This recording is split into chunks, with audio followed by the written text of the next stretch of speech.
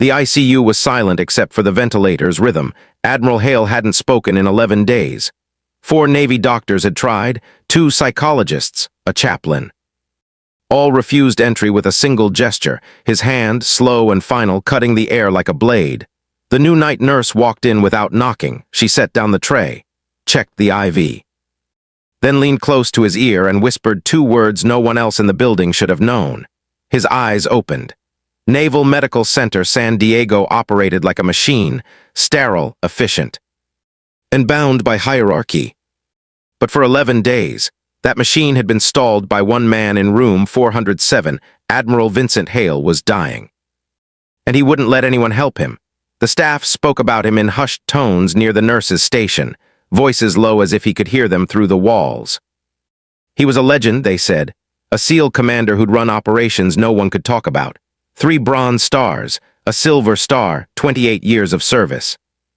Now 71 years old, post-operative from emergency bowel surgery, septic, and deteriorating by the hour. And utterly unreachable, 4 Navy physicians had tried to examine him. He'd refused each one with nothing more than a raised hand, a single, slow gesture that carried the weight of a direct order. 2 psychologists attempted wellness checks. He turned his head to the wall. A chaplain came by at the request of NAVSBECWAR command. Hale closed his eyes and didn't open them until the man left. He wasn't hostile. He wasn't confused. He simply would not engage. The monitors beeped. The IV dripped. He breathed. He stared at the ceiling. And every 12 hours, someone new tried to reach him. Every 12 hours, they failed. By day 11, the hospital's deputy commander had called a meeting in the administration wing. Emma Voss heard about it third hand from a passing resident. She was rotating through on a short-term contract, filling gaps in the night staffing schedule. No one had asked her to attend. No one asked her much of anything. She was used to that. Emma kept her head down, her scrubs clean, and her badge clipped to her waistband where it wouldn't snag. She spoke only when necessary and smiled in a way that made people forget her face 5 minutes later. She'd been on the unit for 2 weeks. She knew the supply closet layout, the medication protocols, and which attending liked his charts formatted which way. She blended in. That was the point. But she'd also been watching room 407. She knew Hale's vitals by heart. She knew his intake and output were dangerously imbalanced. She knew his white blood cell count was climbing, and his oxygen saturation was trending down. She knew the infection spreading through his abdomen would kill him in less than a week if someone didn't get him back into surgery. And she knew exactly why he wouldn't let them. Emma finished her. Evening med pass in silence, moving through the unit like a shadow. The day shift nurses were still clustered near the charge desk, trading rumors about the admiral. One of them said he'd gone insane. Another said he was punishing himself for something. A third said command was going to pull him out and transfer him to Bethesda whether he cooperated or not. Emma kept walking. At 2200 hours, the unit quieted. Visiting hours were over. The lights dimmed. Most of the patients were asleep or sedated. Emma checked the assignment board. She had 6 patients tonight. Room 407 wasn't officially one of them. Hale had a dedicated day shift RN assigned by command. Someone with a security clearance and a direct line to NAVSBECWAR, but that nurse went home at 1900. Emma pulled his chart. She reviewed the notes. The last entry was from 1430. Patient remains non-communicative, refuses assessment, vitals stable but guarded. We'll reassess tomorrow. She closed the tablet and walked to the end of the hall. Room 407 was dark except for the glow of the monitors. The door was half open. Emma didn't knock. She stepped inside, quiet and deliberate, and let the door close softly behind her. Admiral Hale was awake. His eyes were fixed on the ceiling, unblinking. He didn't turn his head when she entered. His chest rose and fell in slow, controlled breaths, the kind of breathing you learned in selection, the kind that kept your heart rate low even when your body was failing. Emma didn't speak. She moved to the IV pole and checked the line. She scanned the pump settings. She noted the half-empty bag of antibiotics. Then she stepped to the bedside and adjusted the nasal cannula that had slipped slightly off-center. Hale's hand twitched. Emma paused. She didn't step back. She looked down at him, her expression calm and unreadable, and then she leaned in close. Close enough that no camera mic would catch it. Close enough that only he could hear. She whispered 2 words, broken drum. For a moment, nothing happened. The monitors beeped. The ventilator in the next room hissed. The fluorescent light in the hallway buzzed faintly. Then Admiral Vincent Hale's eyes moved. They turned toward her. Slow, focused. Sharp as they must have been 30 years ago in the mountains of Afghanistan, he didn't speak. But his right hand lifted an inch off the bed. His fingers curled once. Acknowledgement. Emma straightened. She adjusted his blanket. She checked the oxygen flow one more time. Then she turned and walked out of the room without another word. Behind her, for the first time in 11 days, Admiral Hale's vitals began to stabilize. When the day shift arrived at 700, they found Admiral Hale sitting upright, not speaking. Not smiling, but upright. His eyes were open. His head was turned toward the window. The ventilator alarm that had been triggering every few hours throughout the night hadn't gone off once. The charge nurse stood in the doorway, staring. She looked down at her tablet, then back at the man in the bed, as if the data might explain what her eyes couldn't process. She stepped into the hall and flagged down the attending physician. Within 20 minutes, there were 5 people in the room. Hale tolerated the exam. He didn't help, but he didn't resist. He let them check his abdomen. He let them draw blood. When the physician asked him a direct question, "Admiral, are you in pain?" he gave a single slow nod. That was more than he'd given anyone in almost 2 weeks. The attending stepped into the hallway, visibly relieved. He made a call. Within the hour, a Navy lieutenant commander in dress whites arrived on the unit. Moving through the hallway with the clipped efficiency of someone used to getting answers, Emma saw him coming from the medication room. She kept her head down, scanning a barcode on a prefilled syringe. She heard his voice at the nurse's station, calm but insistent. "I need to know what changed." The charge nurse hesitated. "We're not entirely sure, sir. He was unresponsive all week. This morning he was different." Different how? Cooperative, stable. He let the team examine him without resistance. "Who was on shift last night?" There was a pause. Emma felt the shift in the air before she heard her name. "Voss was on nights. Emma Voss." "Contract RN?" Emma closed the medication drawer and turned. The lieutenant commander was already looking at her. His eyes were sharp, assessing. He didn't introduce himself. "You worked last night?" "Yes, sir." "Did you interact with the patient in 407? Emma met his gaze without flinching. "I checked on him during my rounds." "Standard care, standard care." He repeated it like he was tasting the words. "He's refused standard care for 11 days. I didn't ask his permission," Emma said evenly. "I adjusted his IV. Checked his oxygen. He didn't resist." "Did he speak to you?" "No, sir." "Did you speak to him?" "Only to let him know what I was doing. Basic courtesy." The officer studied her for a long moment. Emma didn't look away. She'd done this before, stood under scrutiny and let people see exactly what they expected to see. A contract nurse. Unremarkable, professional, forgettable. He nodded once.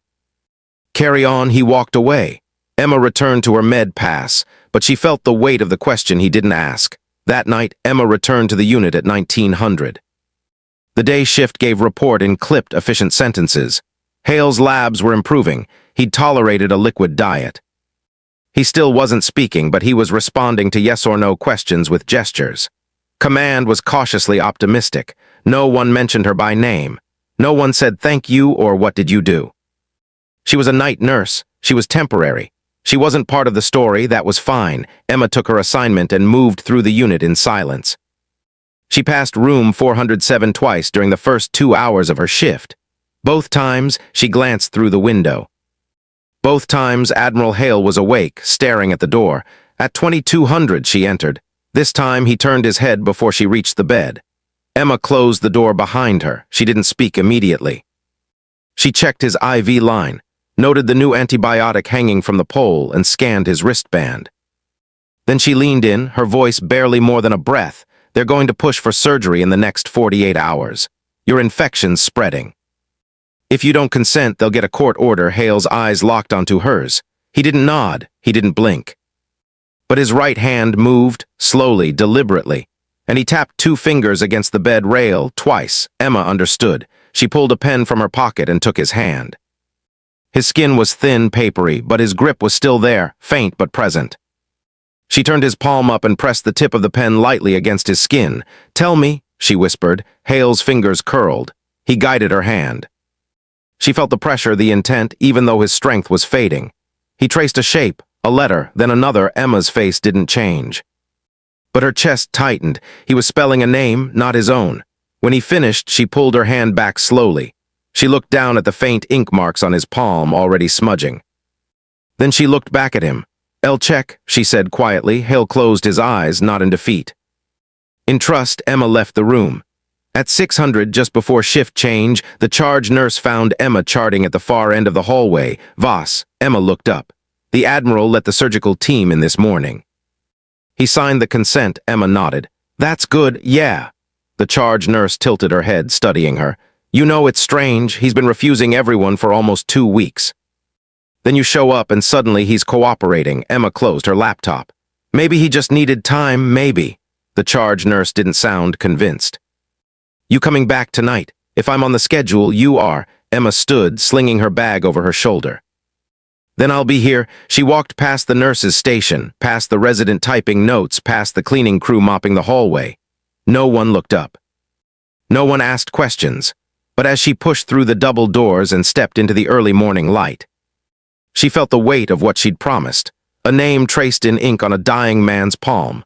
A name that wasn't in any official record. A name that, if she was right, would explain everything. The surgery was scheduled for 1400 hours. Emma wasn't supposed to be there. She was night shift. She'd clocked out at 700 and should have been home, asleep, preparing for another 12-hour rotation. But she'd stayed. She sat in the hospital cafeteria with a cup of coffee she didn't drink, her eyes on the hallway that led to the surgical wing. She'd made 3 calls that morning. All from a payphone 2 blocks from the hospital, all to numbers that didn't appear in any directory. The first 2 went to voicemail, automated, no greeting. She left no message. The third was answered on the second ring by a voice that didn't identify itself. She'd said 4 words, "I need a file." Then she'd given the name Hale had traced on her palm and hung up. Now she waited. At 13:20. A man in business casual, khakis, blue Oxford shirt, no badge, walked past the cafeteria entrance. He didn't look at her, but he dropped a folded newspaper on the table near the doorway. By the time Emma stood and walked over, he was gone. She picked up the paper. Tucked inside the fold was a single sheet. No letterhead, no classification markings, just a name, a date, and a location. CPO Nathan Riggs, KIA, Kunar Province, Afghanistan. September 14, 2009. Emma read it twice. Then she tore the paper into small pieces, walked to the restroom, and flushed them. At 1500, Admiral Hale came out of surgery. The procedure had taken longer than expected. The infection had spread further than the scans suggested. They'd debrided necrotic tissue, placed new drains, and pumped him full of broad-spectrum antibiotics. The surgeon was cautiously optimistic, but Hale wasn't out of danger yet. He was moved to the ICU for close monitoring. Emma's shift didn't start until 1900, but she was back in the building by 1700. She badged in through the side entrance, changed into her scrubs in the locker room, and clipped her ID to her waistband. She moved through the hallways like she belonged there. No one questioned her. She checked the ICU assignment board. Hale was in Bay 3. He had a dedicated ICU nurse and a corpsman assigned to him full-time. She wasn't on his care team. That didn't stop her from walking past his bay twice. The second time someone noticed, Nurse Voss, Emma stopped. She turned slowly. Lieutenant Commander Brennan stood in the hallway, arms crossed. He was the same officer who'd questioned her the day before. This time he wasn't asking.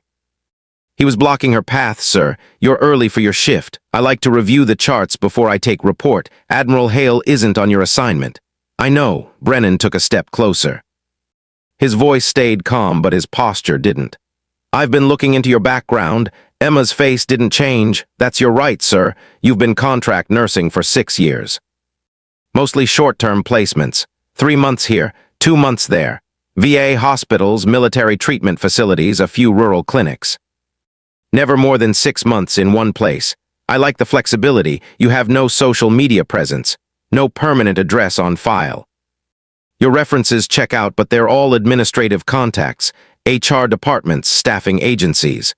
No one who actually worked with you. Emma waited. Brennan's eyes narrowed. You're a ghost, a contract nurse, Emma said evenly. I go where I'm needed, I do my job. I move on, and yet somehow you got through to a dying SEAL admiral that 4 Navy physicians and 2 psychologists couldn't reach. I didn't get through to him, sir. I just did my job, he responded. That's all, that's all. Brennan let the words hang in the air. Then he stepped aside just enough to let her pass. Stay away from Bay 3 unless you're assigned there. Understood. Emma walked past him without looking back. She felt his eyes on her until she turned the corner. At 1900, Emma took report from the day shift. She had 5 patients tonight. Bay 3 wasn't one of them. But at 2100, the corpsman assigned to Hale stepped out of the ICU to take a phone call. And at 21:15, the dedicated nurse was pulled away to assist with a rapid response 2 floors down. Emma saw the opening. She walked into Bay 3. Hale was awake. Barely. His eyes were half open, glassy with pain medication, but still tracking. The ventilator had been removed. He was on high-flow oxygen now, the cannula hissing softly. His skin was gray. His hands were still. Emma moved to his bedside. She didn't touch him. She just stood there close enough that he could see her clearly. Nathan Riggs, she said quietly. Hale's eyes sharpened. Just for a moment, just enough, Emma nodded. I know what happened. I know why you wouldn't let them touch you. Hale's lips moved. No sound came out, but Emma read the shape. How? Because I was there, she said. The monitors beeped. The oxygen hissed. Somewhere down the hall, a call light chimed. Hale stared at her. Not with confusion, with recognition. Emma leaned in closer, her voice dropping to barely more than a breath. You don't remember me, that's fine. I was a medic. I was embedded with your team for 6 weeks. I patched Riggs up twice before the ambush, and I was the one who pulled him out after. Hale's hand twitched. Emma continued. He didn't die in the field, Admiral. He died in my arms in the helicopter. And the last thing he said was your call sign. A single tear slid down Hale's cheek. He didn't wipe it away. He couldn't. Emma straightened. You're not dying because you're sick. You're dying because you think you should have been the one in that valley, but Riggs didn't see it that way. He told me to tell you, she paused. He said, tell Drum I'm good, tell him to get out clean. Hale closed his eyes. Emma adjusted his blanket. She checked the IV pump. She made a note on the chart. Then she walked out of the bay without another word. Behind her, Admiral Vincent Hale's heart rate slowed. His breathing steadied. For the first time in 15 years, the weight on his chest began to lift. At 2300. Lieutenant Commander Brennan was waiting for her at the nurse's station. I told you to stay away from Bay 3. Emma set down her tablet. The corpsman was gone. The nurse was at a code. Someone needed to check on him, and he's stable. Brennan studied her for a long moment. Then he pulled a folded piece of paper from his pocket and set it on the desk between them. I pulled your nursing license. It's valid, current, unrestricted. He tapped the paper. But when I ran your name through DoD databases, nothing came up. No service record, no clearance, no deployment history. Emma didn't pick up the paper. Then I guess I'm just a nurse. No, Brennan said quietly. You're not. He leaned in, his voice dropping. I don't know who you are. I don't know what you said to him. But that man in Bay 3 has been carrying something for a long time, and you just took it off him. So I'm going to ask you once, and I need you to answer me honestly. Emma met his eyes. Are you here to help him, or are you here for something else? I'm here to help him, Emma said. That's all. Brennan held her gaze for 5 long seconds. Then he picked up the paper and folded it back into his pocket. Your contract ends in 48 hours. I know, if I find out you're lying. I'll have you arrested before you leave the building. Understood, sir. Brennan walked away. Emma returned to her med pass. Her hands were steady. Her face was calm, but inside the clock was ticking. Admiral Hale crashed at 340. Emma heard the alarm from 3 bays down, a sharp, repeating tone that cut through the low hum of the ICU. She was halfway through a dressing change on another patient when she saw the code team sprint past the doorway. She finished taping the gauze. She stripped off her gloves. Then she walked toward Bay 3. The corpsman was doing chest compressions. The ICU nurse was bagging him manually. The attending physician was barking orders, his voice tight and controlled. Someone called for the crash cart. Someone else was drawing up epinephrine. Emma stood in the doorway, her eyes on the monitors. Hale's rhythm was erratic, Ventricular tachycardia, unstable, dangerously close to full arrest. His blood pressure had bottomed out. His oxygen saturation was dropping. The attending shocked him once. Twice, the third time Hale's body jerked and the monitor stabilized into sinus rhythm. But it was fragile. Everyone in the room knew it. The physician stepped back, breathing hard. "Get me a surgical consult." Now the nurse looked up from the IV she was flushing. "At 0400, I don't care what time it is. His abdomen's rigid. He's bleeding internally." That infection didn't just spread, it eroded something. "We need to get him back to the OR or he's not going to make it to sunrise." Emma's jaw tightened. She knew what they'd find when they opened him up. She'd seen it before. 14 years ago in a field hospital outside Kandahar. A delayed arterial bleed, hidden beneath scar tissue and inflammation, triggered by sepsis and stress. By the time a conventional surgical team prepped the OR and got him on the table, he'd be gone. The attending was still talking. Page, the on-call surgeon. "Get him prepped for emergency XLAP." "And somebody call command. They're going to want to know." Emma turned and walked away. She moved quickly but didn't run. She passed the nurse's station, turned left down a secondary hallway, and pushed through the door to the staff restroom. She locked it behind her. She pulled her phone from her pocket. Not the smartphone she carried for work, but a second device, older, with no apps and no browsing history. She dialed a number she hadn't called in 2 years. It rang once. A voice answered. "No greeting, just silence. This is Redbird," Emma said quietly. "I need a Blackside Med team at Naval Medical Center, San Diego. ICU, Bay 3. Patient is a Tier 1 asset with a concealed arterial bleed. He won't survive a standard OR. I need a team that can move now." There was a pause, then, "Justification, he's one of ours." Another pause, longer this time, authenticated. "Team will be on site in 18 minutes. Your primary until they arrive." The line went dead. Emma pocketed the phone.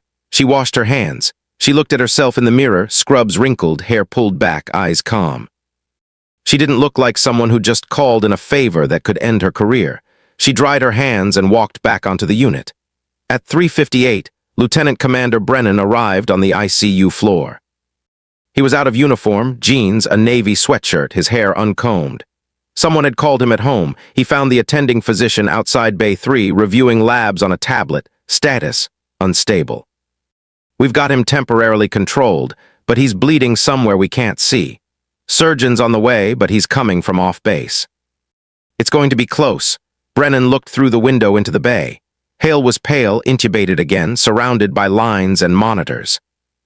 The ICU nurse was adjusting the vasopressor drip, and standing on the far side of the bed, hands gloved, eyes on the monitor, was Emma Voss. Brennan's eyes narrowed. "Why is she in there?" The attending glanced up.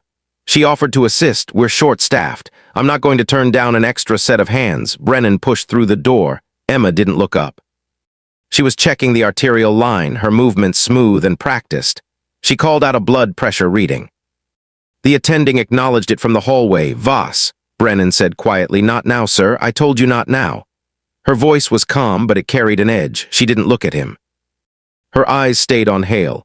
"If you want to have this conversation, we can have it in 20 minutes. Right now, I'm keeping him alive." Brennan stared at her. Then he stepped back and let the door close. At 4:16, 3 people in plain clothes walked onto the unit. They didn't stop at the nurse's station. They didn't sign in. They moved with the kind of quiet efficiency that made people step aside without knowing why. The lead figure was a woman in her 50s, gray hair pulled into a bun, wearing a dark jacket and carrying a hard-case medical bag.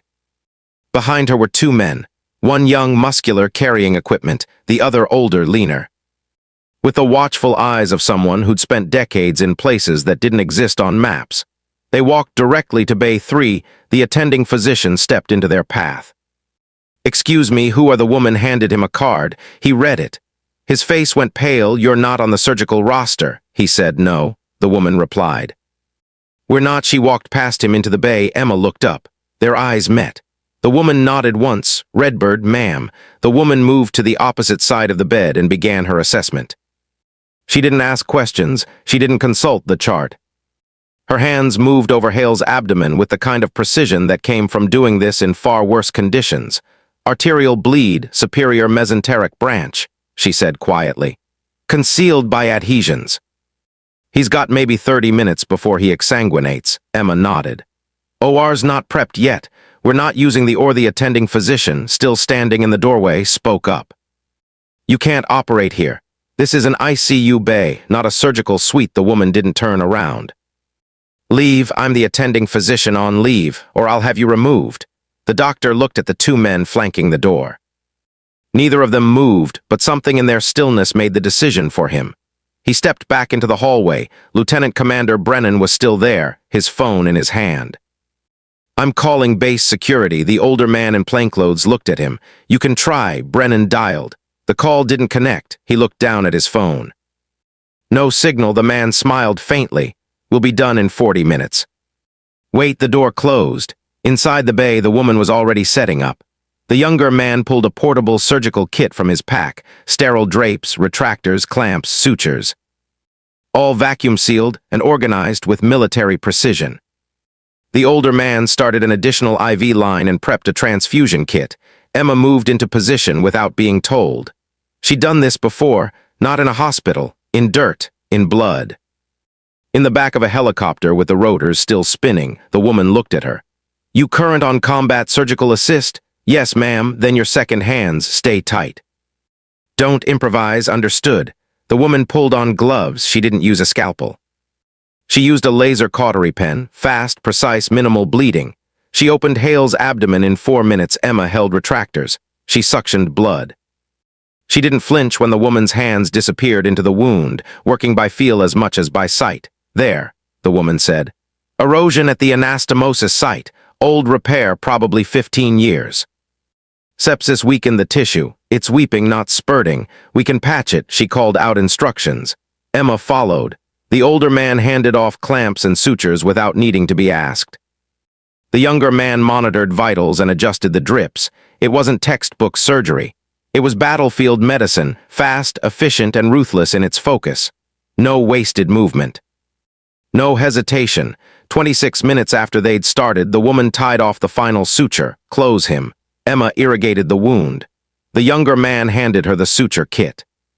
She closed the fascia in layers, her stitches tight and even. The woman watched but didn't correct her. When it was done, the woman stripped off her gloves and checked the monitors. Hale's pressure was rising, his heart rate was steady. His oxygen saturation was climbing back into normal range. She looked at Emma. You did good, thank you, ma'am. The woman tilted her head slightly. How long have you been out? 4 years, you miss it. Emma didn't answer right away. She looked down at Admiral Hale, unconscious, intubated, alive. Sometimes, she said quietly. The woman nodded. She packed her kit in silence. The two men broke down the equipment, wiped down every surface, and bagged the medical waste. Within 10 minutes, there was no evidence they'd ever been there. The woman paused at the door. Your contract ends in 36 hours. I know, finish it. Then disappear. I will. The woman left without another word. Emma stood alone in the bay, her gloves still on. Her scrubs stained with blood that wouldn't be explained in any official report. She stripped off the gloves. She disposed of them. She washed her hands, then she walked out into the hallway. Lieutenant Commander Brennan was waiting. What the hell just happened? Emma met his eyes. He's stable. The bleed is repaired. He'll live. Who were those people? I don't know, sir. That's a lie. Yes, sir, Emma said quietly. It is. Brennan stared at her. Then he stepped aside. Emma walked past him and returned to her other patients. Admiral Hale woke at 14:20 hours. The ICU was quiet. The ventilator had been removed 6 hours earlier. He was breathing on his own now, shallow, controlled breaths that carried the weight of decades of training. His eyes opened slowly, adjusting to the light, and he stared at the ceiling for a long time before turning his head. Emma was sitting in the chair beside his bed. She wasn't charting. She wasn't checking monitors. She was just sitting, her hands folded in her lap, her eyes on the window. She looked tired. Not exhausted, just quietly worn, the way someone looks after carrying something heavy for too long. Hale's voice came out as a rasp. You're still here. Emma turned. For another few hours, he swallowed, wincing. They told me someone operated off the books. You were dying, Emma said simply. The OR wasn't ready. I made a call to who? People who owed me a favor. Hale studied her face. His eyes were clearer now, sharper. The fog of pain and medication was lifting, and beneath it was the mind that had commanded men in the worst places on earth. "I know you," he said quietly. Emma didn't confirm or deny. She just waited. "Cunnar, 2009, you were with the task force for 6 weeks. His voice was still weak, but the memory was solid. "You were Army, a medic. They attached you to us because our corpsman broke his leg on insertion." "That's right." Hale's jaw tightened. "You pulled Riggs out. I tried. He died in your arms." Emma nodded. "In the helicopter." Before we cleared the valley, Hale closed his eyes. His chest rose and fell. When he spoke again, his voice was barely audible. "I should have been there. You were where you needed to be," Emma said. "You were pulling security on the ridge. If you'd come down into that kill box, you'd be dead too. Riggs knew that. That's why he told me to tell you to get out clean." "I never got out clean, no," Emma said quietly. "You didn't." They sat in silence. The monitors beeped. Someone walked past in the hallway. A phone rang at the nurse's station. Hale opened his eyes again. "What's your real name?" Emma hesitated. Then she reached into her pocket and pulled out a pen. She leaned forward and turned over the edge of his chart. The paper flowsheet clipped to the foot of the bed. She wrote 5 letters in clear, deliberate handwriting. Then she scratched it out with a single line. Hale stared at the mark. His lips moved, forming the call sign silently. Then he looked back at her. "You disappeared after that deployment. I had to." "Why?" Emma set the pen down. "Because I saw something I wasn't supposed to see. And the people who didn't want me to see it made sure I understood that staying in uniform would be a problem." Hale's eyes darkened. "Who? It doesn't matter anymore." Emma stood. "What matters is that you're alive, and you're going to stay that way." She checked his IV one last time. She adjusted the nasal cannula. She made a final note on the tablet mounted to the wall. Then she turned back to him. "Your people are going to ask questions," she said. "About last night, about the team that came in. You don't know anything. You were unconscious. You don't remember, and you—" "I was never here." Hale's hand moved. Slowly, with effort, he reached out. Emma took it. His grip was weak, but it was there. "Thank you," he said. Emma nodded. She didn't say "you're welcome." She just held his hand for 3 seconds. Then she let go. She walked out of Bay 3 and didn't look back. At 1800, Emma clocked out for the last time. She changed out of her scrubs in the locker room, folding them neatly and leaving them in the laundry bin. She pulled on jeans, a gray sweater, and a jacket. She slung her bag over her shoulder and walked out through the side entrance. No one stopped her. No one said goodbye. At the nurse's station, the evening shift was taking report. At the charge desk, someone was restocking supply carts. In Bay 3, a new nurse was checking Admiral Hale's vitals. Life on the unit continued, seamless and uninterrupted, as if she'd never been there at all. Emma crossed the parking lot in the fading light. The air was cool. The sky was streaked with orange and purple. She reached her car, a gray sedan, unremarkable, with California plates that would be changed by morning. She unlocked the door. She tossed her bag into the passenger seat. Then she paused. Something made her turn. Across the lot near the main entrance, a black SUV was parked. The rear door opened, and Admiral Vincent Hale stepped out. He was moving slowly, one hand braced against the vehicle, the other held by a corpsman in dress blues. He was still pale, still weak. But he was standing. A rear admiral in service dress was waiting for him near the entrance. There were others, officers, aides, someone with a briefcase. They were there to escort him, to brief him, to fold him back into the chain of command. But Hale wasn't looking at them. He was looking across the parking lot, at her. Emma stood by her car, one hand on the open door. The distance between them was maybe 100 feet. Too far to speak, too far to hear, but not too far to see. Hale stopped. He straightened just slightly, the way a man does when muscle memory overrides pain. Then he lifted his right hand to his brow. It wasn't a wave.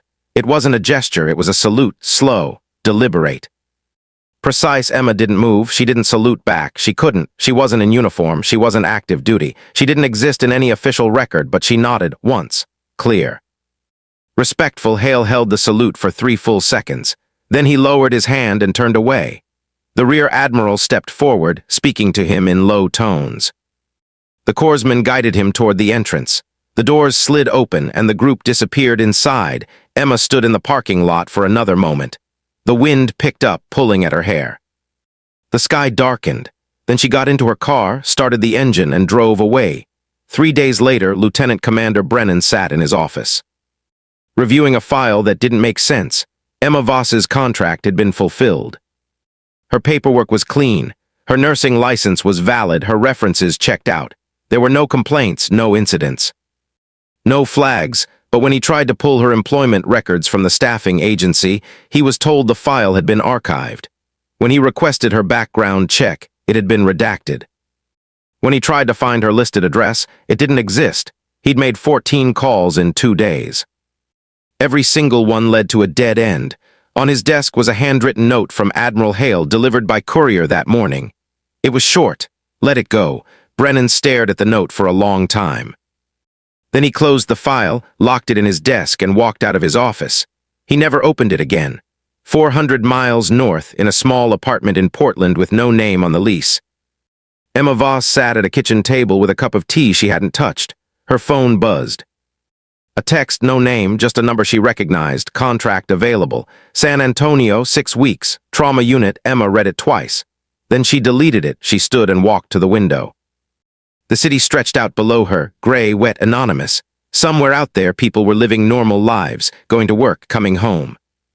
Being seen, she'd never have that, but she'd saved a man who deserved to live. She'd kept a promise made 15 years ago in a helicopter soaked in blood. And she'd done it without a name, without recognition, without a single person knowing the truth. That was enough. Emma finished her tea. She rinsed the cup. She packed a single bag. By morning, the apartment was empty. By evening, she was gone.